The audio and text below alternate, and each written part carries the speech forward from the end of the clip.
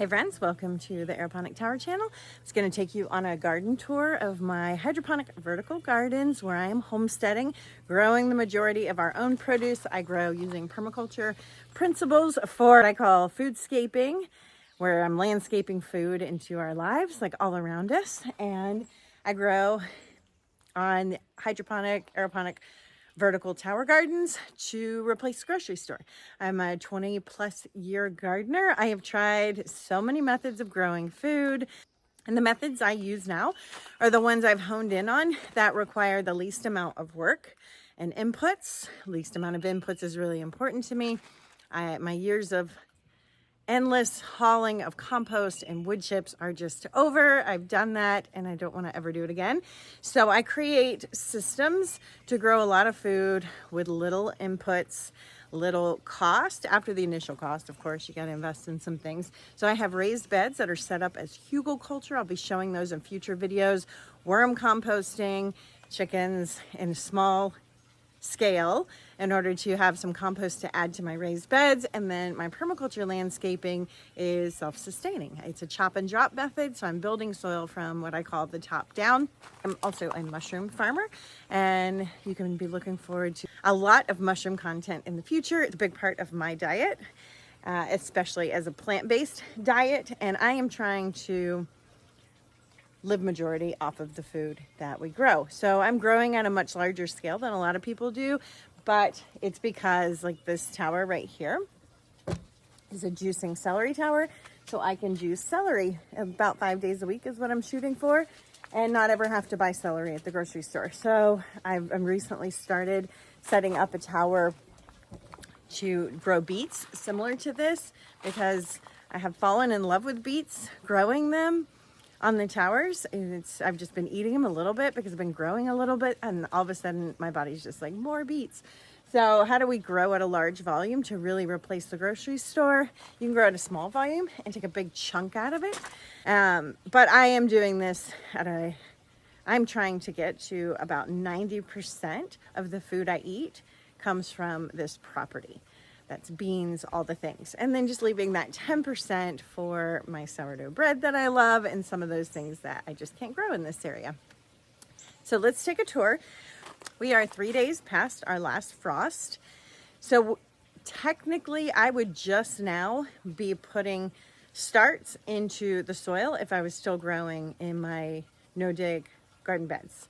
And that would mean squash wouldn't be available for at least another 6 weeks. Tomatoes and peppers and eggplants and all of those things are not ready in this area. I am in the Western Appalachian Mountains. I don't know if zones are super important. They'd have to do with frost dates, but I'm in the like 6-ish range. The mountains are kind of tricky for that.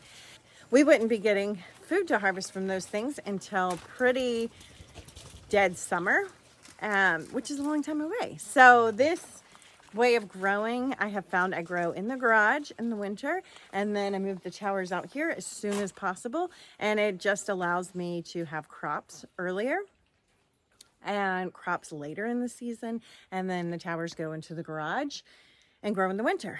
And I run heat in that garage, which is actually the cost to run these towers. I was just looking at my electric bill. I'm running 9 of them right now. I don't even notice it on there. It's so small because I'm not running lights. Now in the garage, it's a little bit more because I have to put lights on them. But what really gets me is having to run heat. So I've actually found this tent system that I'm gonna use next winter. So I'll show you guys that next winter as we get closer. So I won't have to run any heat and can grow food year round. We're trying to replace the grocery store year round. So you're gonna see things on here that are to prepare us for having food stores next winter that I won't be able to grow because we're not growing outside. And then a lot of the fresh food will just continue to grow, bok choys, lettuce, celery. You can grow squash and cucumbers depending on the conditions of your indoor setup. Those will grow. What else? Beets, turnips, tomatoes, all of that stuff. Peppers grow amazing indoors. All of that stuff I can keep growing fresh, but it'll be on a smaller scale, so it'll be for fresh harvesting. So we want to bulk up some of our stuff right now to put in our food stores to also have for the winter. So let's start with this tower. This is a squash that wasn't pollinated. So if that's happening, That's all that's happened. The female flowers open up, the male flowers open up, and they need to be pollinated this early in the season. We are not in full pollinator season. The pollinators are few and far between. So I hand pollinate when I am growing out of season. So I can clearly grow beautiful, amazing squash, but I am going to hand pollinate until summertime when the pollinators are frequent.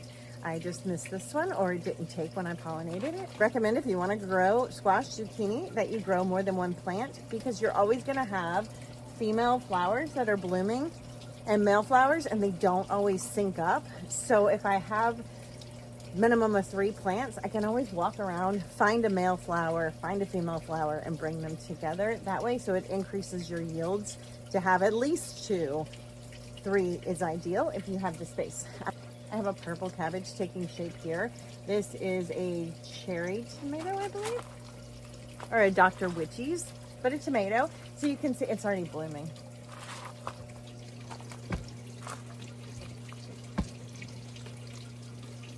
It's not a cherry tomato, and it's already blooming. So you can see we can mix and match. And at some point, this one's going to start to get so heavy, I need to either put a cage on this. Tower Garden sells specific cages for these.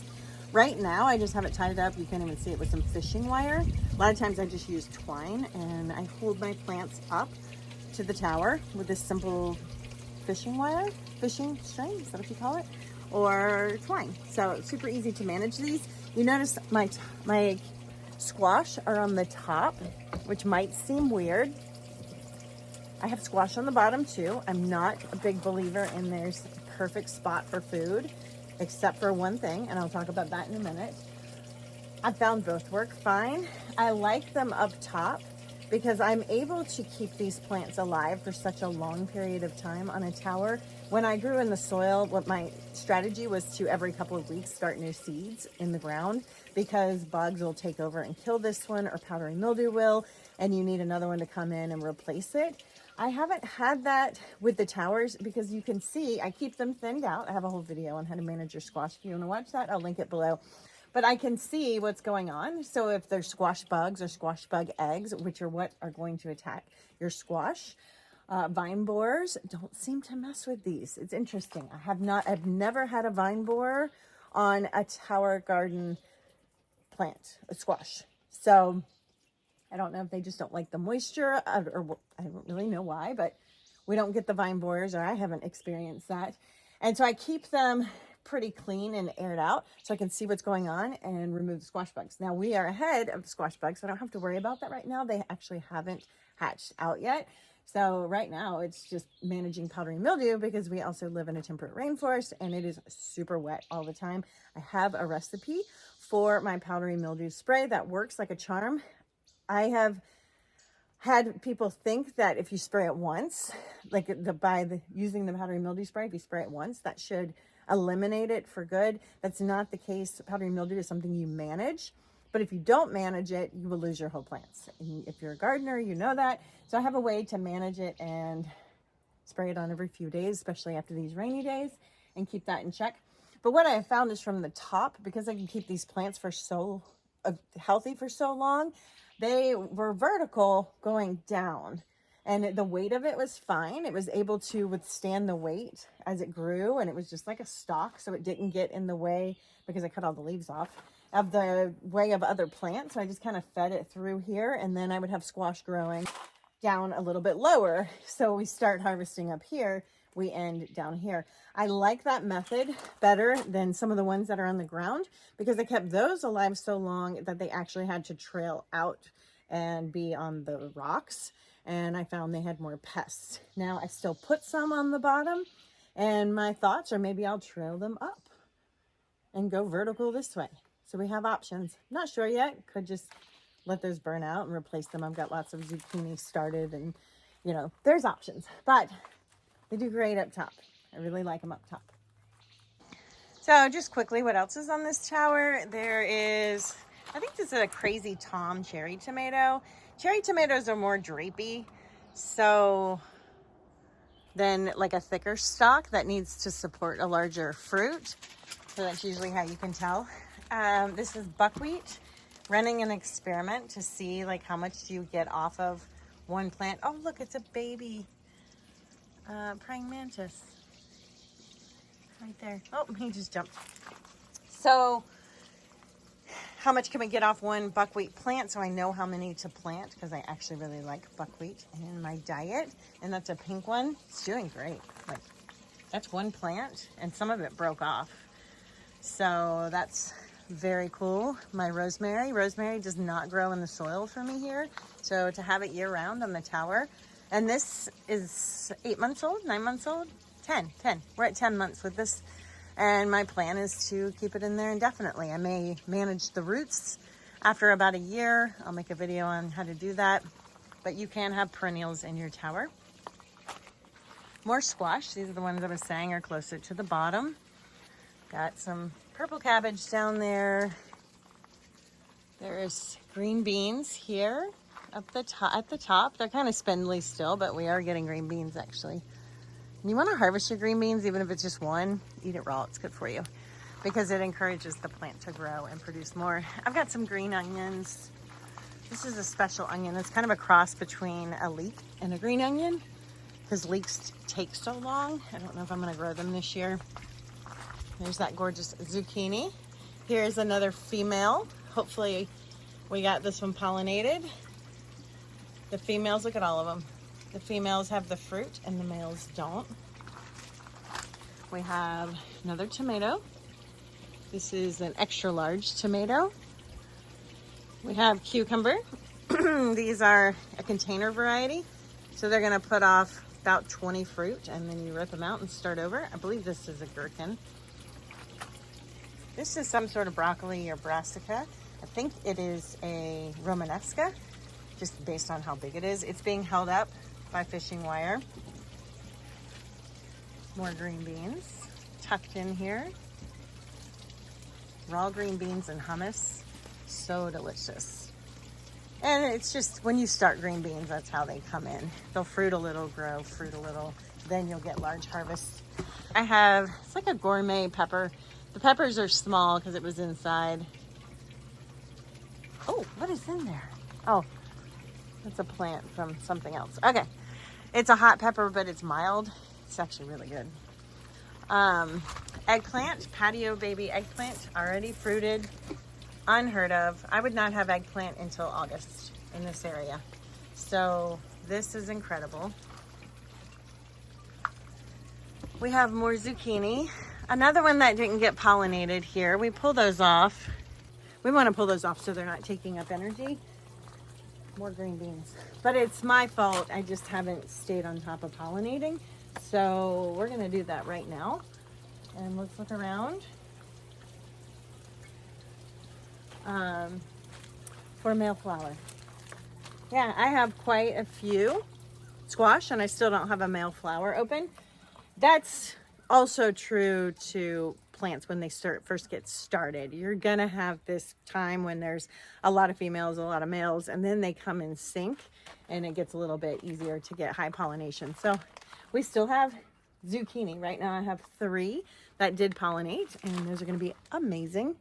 I mean, zucchini in May is unheard of. Up here is some sort of cabbage. Did we get everything? There's some kale. I interval plant, so the things are always different ages. So that's a baby kale down there that I just put in. Right here we have shishito peppers.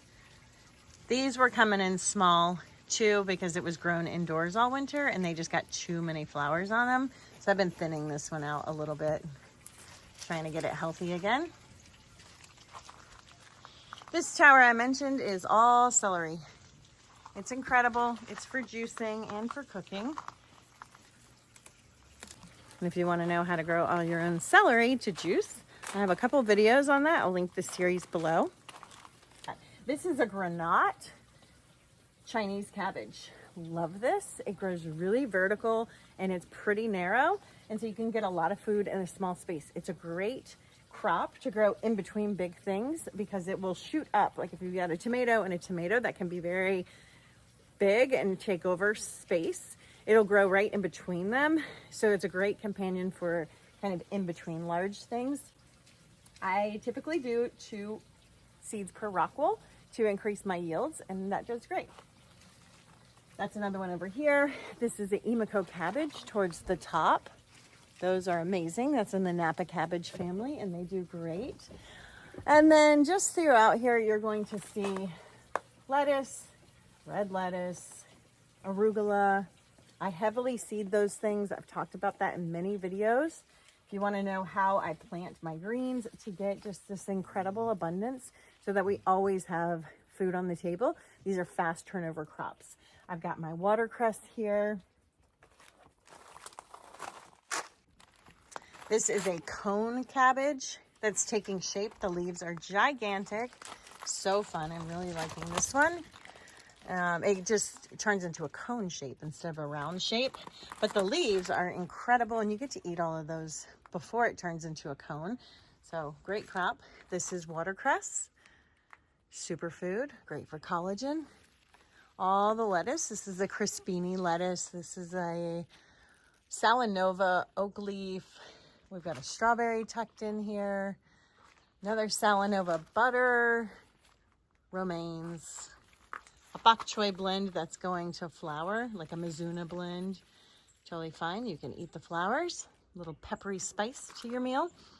Watercress is doing great. Beets. I grow beets on my towers. They do well. More lettuce. Just trying to find some different things to show you guys. There's basil. Purple kohlrabi. That's purple kohlrabi there. I always like to do 2 per rock wool if possible. Looks like only 1 took there. This is more purple kohlrabi. This is stevia. So we've got our stevia here. I have oregano growing on this tower for another herb somewhere. No idea where it's at, but it's on there somewhere. And then this side is just more Napa cabbages. Okay, this is my tomato tower. This has, I think, 18 tomato plants on it. These are either micro dwarfs or most of them are container garden tomatoes, which means they're drapey, they're indeterminate, they continue to produce, and you can harvest, cut things off, and it will just keep growing until it gets diseased. Excuse my little head bonnet here. I put henna in my hair, and today's a henna day. So these tomatoes produced in the garage. They grew all winter and produced fruit for us indoors. And then I moved them out, and obviously they're still producing fruit and actually have ramped up their production significantly. We can get tomatoes to grow indoors. They're going to grow bigger and faster and more outdoors, but doesn't mean we can't get them to grow indoors. If you do want to grow tomatoes indoors, I highly recommend the hanging basket varieties. They do so amazing. So there's a bunch of different varieties on here. I have orange tomatoes. You're going to see some disease. We've had a tremendous amount of rain. And that's the thing with tomatoes. Like, they are a perennial plant, but disease usually gets them. And so on that note, let's discuss what to do here. So part of always having food to eat is interval planting, and that requires knowing when to start new plants. And so I have some triggers. When a tomato starts to bloom, which these were blooming indoors, but when they came outside and they started to really heavily bloom, that tells me it's time to start new tomato seeds of these varieties if I want to keep them, because it's going to take a couple of months to get the next round of tomatoes ready to produce fruit. We live in a temperate rainforest. We're getting rain so much. These plants are going to get disease, and then I need to replace them. So I'm preparing for that now, because the chances that these are going to get disease and not make it all the way through summer, because I started them so early and put them out in the spring, which is our rainy season, that they're just not going to make it. So you need to think through things like that. But that's my trigger. When something starts to bloom, it's time to start a new seed of it to make sure we always have that plant. You can also take the time to maturity of plants, cut that in half, and start seeds. So if it says 120 days, divide that in half and start new seeds at that halfway mark. And that will ensure that, you know, there might be some gaps. We can't perfectly time out nature that way, but it gives you a barrier of protection. So I am seeing disease. This is new. I noticed it a couple of days ago, but it's okay because we're just going to have food still for a few months, and then those new plants will take over, and it'll be at the dry season and they won't get disease as fast. And I will come and cut it all off and manage it. That is lavage in here. It's lavage. There's kale towards the bottom. This one's got a lot of disease on the stem. That's a dwarf. I actually have never gotten fruit off of this, and it's finally fruiting, so I don't even know. We'll see. Sometimes if they don't do super well in the tower, I just mark that. Now, it doesn't mean just because something didn't do well once, it's not going to do better the next time. So give plants more than, you know, one shot. Sometimes green beans are amazing on the tower, and sometimes I struggle, and it just has to do with weather. So we've got all of this food up here. Look at this gorgeous lettuce. So that leads me to this tower. On the bottom, I have ground cherries. Ground cherries to me are like a pepper and a pineapple had a baby. That's what they taste like to me. They're very prolific on a tower, and I really, really enjoy them as just like a quick snacking food. I also have my tomatoes here. These are my paste tomatoes, and these are the ones that are going to provide us with tomatoes that we can store for the winter. So I'll be making sauces and salsas and all the tomato things with these tomatoes. I think there's 12 of them on this tower. I also have tomatillas on here, purple and green towards the bottom. I put the tomatillas and the ground cherries towards the bottom because those are crops. The ground cherries you actually don't harvest until they fall on the ground. That's why they're called ground cherries. So I found it easier to just go ahead and put them towards the bottom so that they fall on the base. And I can collect them off the base. Now they will go into the rocks too, but it's easy to find them. So these are tomatillas already blooming. And then this is the ground cherry here. There's a few of them. And I think there's one standard tomato on here somewhere. This one, just because I ended up with an extra tomato. That one's a Crazy Tom. And then our lettuce towards the top. And I'll probably keep the lettuce towards the top because these are going to get super bushy. They're not going to get much taller because they're a smaller plant. Your tomatoes, your paste tomatoes are a smaller plant. And that just gives me a place to grow lettuce. But we'll see, that can always change. All right, this tower here, my battery's gonna run out, so I'm gonna go faster. I put parsley on the bottom. I got those from somebody who just heavily seeded them way too much. It's actually still too much. And I've been nursing them back to health. So they'll do fine, but they're in recovery. Peas, this is a Patio Pride. It's a bush pea. I've got my Kalima green beans. This is stinging nettle, and it will sting you. Grows amazing on a tower though, love it. A lot of peas, a lot of green beans. Peas are a seasonal crop. I can't grow those all summer unless I find microclimates. I'm gonna test that out a little bit this year. So I've got a lot of peas right now, so we can enjoy those, and then I'll replace those with green bean plants probably, so that we have an abundance of green beans all summer. There's a squash here. This one was tucked too low on a tower and wasn't very healthy, so we're nursing that one back. And we have this one, same thing, nursing that back to health. It'll be fine. Like, don't give up on plants if they look like this. I see people who are new to gardening often question like blemishes and why does this look this way, and they'll rip their plants out. Don't do that. This is fine. It just needs time to recover, and it will do great. Even this lettuce was a little abused from being left out in the rain. Doesn't matter. It will be gorgeous. This will be amazing food. Just give it time to recover. All right, this tower here is my strawberry tower. So I have a video where I talked about this, but I pulled these plants out of my permaculture landscape, and they are in recovery mode. I've been trying to pop off these small ones so that it can put energy into healing, because obviously these are not the berries we want. This is just because it's recovering, and plants do that. Some of them are dying, and I've had to replace them also going to be the natural case for when you rip plants out of the ground and transition to them, but some of them are starting to really adapt.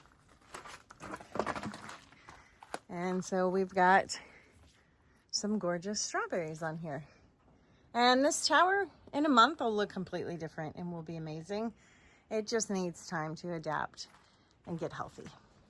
Cool thing about these strawberries, these are ever bearing, and that's the ones I recommend growing, which means they will give us berries all the way through like October. So once we get them healthy, we have lots of time. I'm going to start this earlier next year in the garage so that by this time we can be healthy. But I don't want to keep them in the tower year round, I don't think. You need to like rotate strawberries. I'll make a whole video. That's a complicated conversation. But you can grow a tower of strawberries. All right, we talked about this one. I think we only have one more and then one inside. All right, this tower is recently cleaned out and I added new starts to it, but you're gonna see even a new clean tower is gonna have plants at all ages. So this is a Romanesca broccoli and it's about to start blooming. So I didn't pull that out, obviously. This is a more mature kale. I left that one in there. This is that granate. I think that's a granate. Yeah, it's a granate Chinese cabbage that fell down and now it's shifting back up. Another thing, if your plants, if you move them and they like plop over sideways, give them time. They'll readjust on their own. You don't need to do anything about it. I've got beets, lots of lettuce, mizuna. These are the Emiko cabbage. Put them up towards the top specifically to grow fast so we can get a crop fast on those. And over here we have sage. Oh, a beet that's falling into, there we go. That beet was like going too far into that channel. Sage. We have a tomato on here. These are chamomile, and 4 plants is all I need to get a year's supply of chamomile for us. So I have my 4 chamomile. Over here, chives. I absolutely am obsessed with chives. These are gonna go to the top once these are done. I wanted these to harvest in the next 2 weeks, so I put them towards the top. And in the baby greens extension kit, you can do that. It's really easy to plop things out. So I often will harvest what's on the top and then move something up the channel so it'll get more sun and finish off, and then repeat the process. But I want these chives and I want like an abundance of them, so I feel like at the top they would just be the shining star of this tower. So that's my plan with those. All right, welcome to the garage. I have 3 more towers to put together, so I have lots of starts. These are all my winter squash, like spaghetti squash, watermelons, all those things, more eggplant, more peppers. A lot of these peppers I'm gonna grow indoors, and let me show you why. This is my pepper tower, and the peppers just do so incredible indoors. Not all varieties, you need to know the varieties that are best for indoors. I have a new ebook coming out on growing indoors. You can look for that in the link below.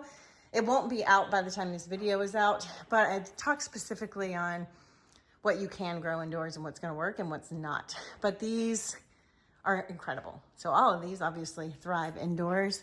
There's lots of different varieties. The pepper abundance is real. We've got jalapenos in here. We've got chili peppers. This is corabachi. I'm waiting for them to change color. They're getting really close. I've got basil. I'm about to harvest the basil because I've got so much outside, and I'm gonna use 8 rows on this tower, 8 grow ports, excuse me, 2 rows for growing my edible aloe, and I'll make a video on that. This side, we've got our bell peppers. There's lots of them. They came in a little small the first time, and that's common. You're gonna get small peppers and large peppers. That's just part of peppers. We just only see the big ones at the grocery store. I don't know what they do with all the small ones. I've been a gardener, like I said, over 20 years.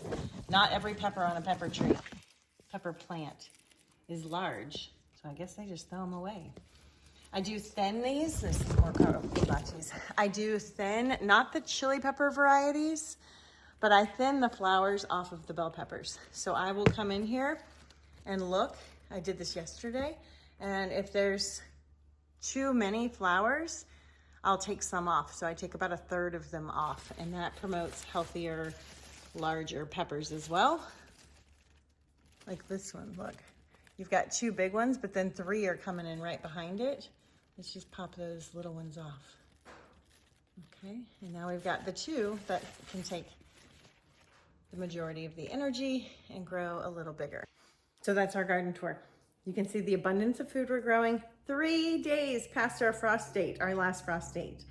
Absolutely incredible. Someone said on my social media, I can't believe you have arugula growing next to tomatoes. And that's the power of these towers. You can grow so many things, and you can kind of cross those seasons together and push the boundaries way more than I was ever able to do in my soil gardens. We can also turn them over quickly, harvest, add, harvest, add, harvest, add year round, which is so incredible. Thank you for watching this video. I hope you enjoyed it. I hope it inspires you to grow some of your own food, whether if it's on one tower that you use to grow lettuce and replace your greens. That alone is so powerful because the greens in the market, I'm not going to get on a big tangent, but they're sanitized, they're cleansed, triple washed. Means they're washed, not just in water, but a lot of times in chlorine-based things because they are exposed to dangerous bacteria because they're grown next to animal farms. There's a whole bunch of stuff there. They also lose a lot of their nutrients and flavor. So grow your own greens. Like, that's an easy one to do. And then this obviously is more advanced, and the level I'm growing at is more advanced, but it works. We do the things we gotta do to grow our own food, have food autonomy, food independence, food freedom, clean food year round. It's incredible.